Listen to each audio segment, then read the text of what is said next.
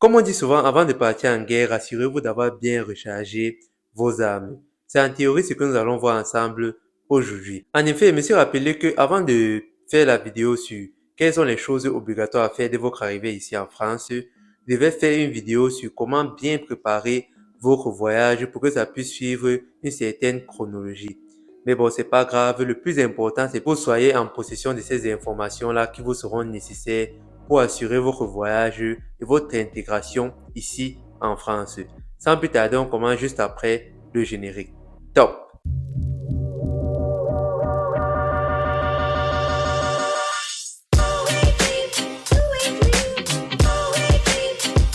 Bonjour à toi, si tu es nouveau sur cette chaîne, sache que je publie chaque semaine au moins une vidéo qui t'aidera à assurer ton intégration en France ou dans un autre pays d'Europe, mais aussi tout un tas de vlogs et astuces qui te seront utiles à ton arrivée ici. Donc pour ne rien manquer, il te suffit tout simplement de t'abonner et d'activer la cloche de notification. Allons-y. Beaucoup de personnes ne le savent pas, mais la préparation du voyage est une étape très importante qu'il ne faut surtout pas négliger. Car seuls ceux qui auront bien préparé leur voyage pourront prendre un nouveau départ sans perte de temps, mais également sans dépenses inutiles. À travers mon expérience personnelle, je vais vous donner quelques astuces, mais également quelques conseils qui vous aideront à répondre à toutes les questions du style qu'est-ce que je dois mettre dans mes valises, qu'est-ce que je ne dois pas mettre, mais aussi est-ce qu'il me faut acheter mes vêtements dans mon pays d'origine ou arriver directement ici en France pour payer mes vêtements. On va répondre à toutes ces questions-là et encore d'autres. Et également, il va vous apporter quelques avantages et inconvénients dans chacune des situations. Sans plus tarder, on commence avec le premier thème qui est qu'est-ce que vous devez mettre dans vos valises. En effet, quand on voyage, on a envie de mettre toute sa vie, tous ses effets personnels dans ses bagages et voyager avec. Mais ceci n'est pas possible. Bon, je ne vais pas me focaliser sur des choses telles que les vêtements, les appareils électroniques, mais aussi la nourriture, c'est la base.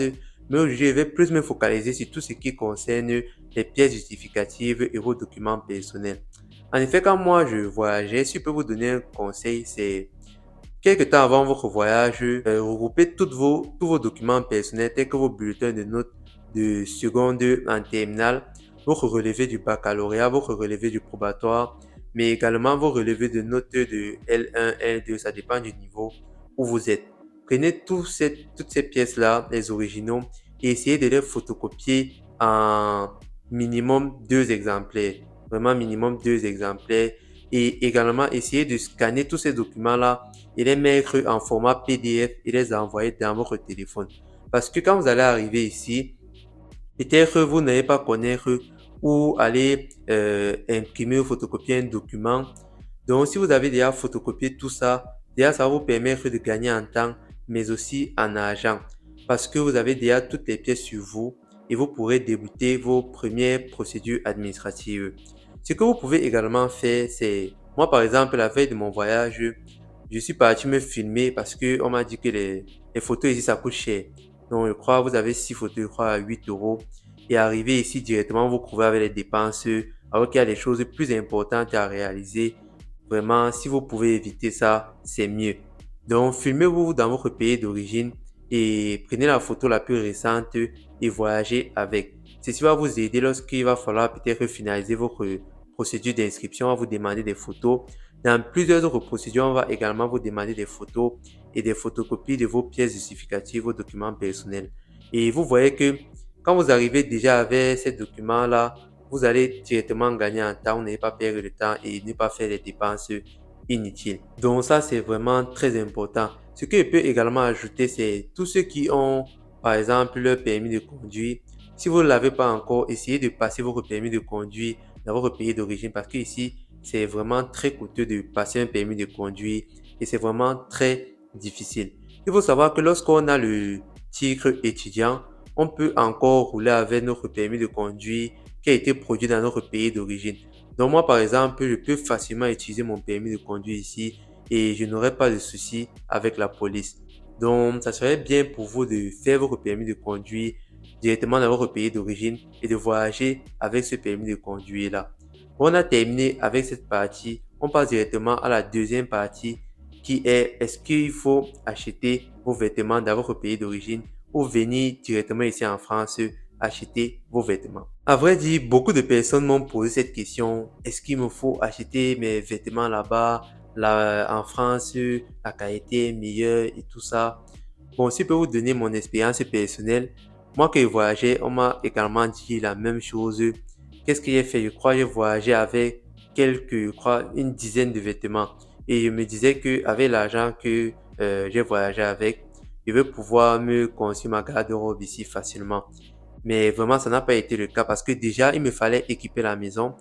Quand vous allez peut-être payer votre logement, même s'il est meublé, vous aurez peut-être le meuble du lit, il va falloir acheter un nouveau matelas, acheter des oreillers, vous aurez une cuisine, il va vous falloir acheter des marmites et tout ça. Ça, c'est sans vos cahiers qu'il va vous falloir payer la nutrition et tout ça. Donc, vous allez voir que les vêtements ça ne sera pas vraiment la priorité en fait. Donc, si je peux vous donner un conseil ici, c'est venez vos vêtements du pays. Et si vous voulez, avec le temps, si vous avez les moyens, vous pourrez les compléter petit à petit. Et peut-être que vous ne le savez pas, mais on a certains trucs, parce qu'on dit souvent que non, là-bas en Afrique, on a juste la contrefaçon, on n'a pas la qualité, on a le chinois, comme ils disent souvent. Mais il y a certaines personnes qui ont des contrefaçons et vous assure, quand tu regardes ce que toi tu es venu du pays avec, t'as pas encore mieux.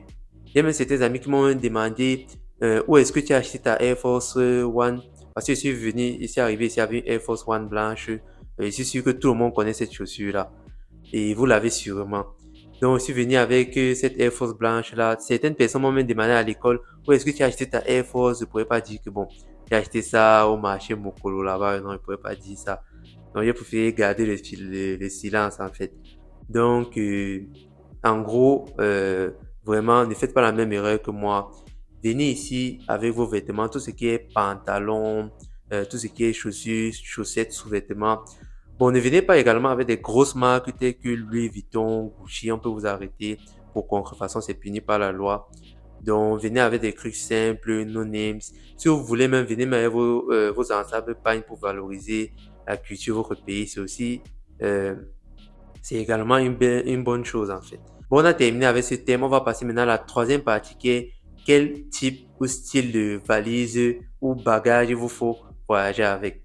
Bon, je vais vous raconter ma petite histoire personnelle. Quand je suis venu ici, j'ai voyagé avec des valises type sac de sport. Donc, vous voyez un peu, ce sont des valises, mais elles n'ont pas une forme uniforme en fait. Pas une forme constante, mais il y a les roulettes avec et la manche pour les tirer. Donc, c'était vraiment difficile de transporter ces bagages-là. Déjà, à l'aéroport, c'était pas facile parce que ça pesait déjà. Et arriver ici, c'est vraiment devenu compliqué. Même avec mes cousins, on n'a pas pu s'en sortir facilement. Déjà parce qu'il y avait certaines valises que les roulettes sont cassées, donc c'est la manche qui ne sortait plus. Donc, c'était vraiment difficile.